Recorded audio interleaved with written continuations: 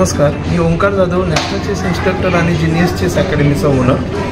आम्ही आतापर्यंत 3 वर्ल्ड लेवलला medallist, 2 Commonwealth medallist, 8 national gold medallist, 17 state champions घडवलेले आहेत।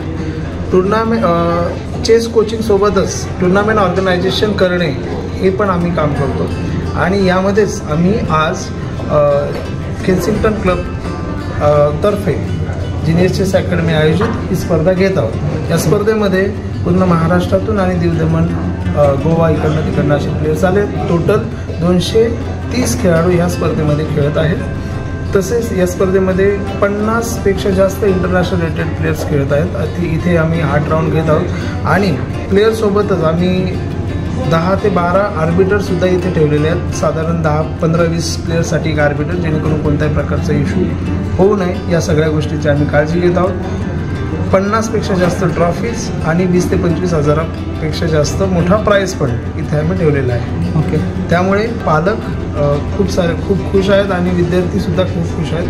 पालकांसाठी आम्ही वेगवेगळे सेशन आयोजित केले, जसं की मेडिटेशन असेल, त्याचबरोबर स्वस्तायू हॉस्पिटलतर्फे एक सेशन होतं, त्याचबरोबर मुलांसाठी फायनान्शियल प्लॅन कसे करता येतील त्यासाठी CA प्रवीण कुलकर्णी यांचीसुद्धा आम्ही सेशन घेतले। आम्ही नाशकामध्ये जवळजवळ 2011 काम करतो आहोत। ओके, आणि माझ्यासोबत 8 कोचेसची टीम आहे। सगळीच्या सगळी टीम वर्ल्ड चेस फेडरेशनकडनं सर्टिफाईड असे आहे।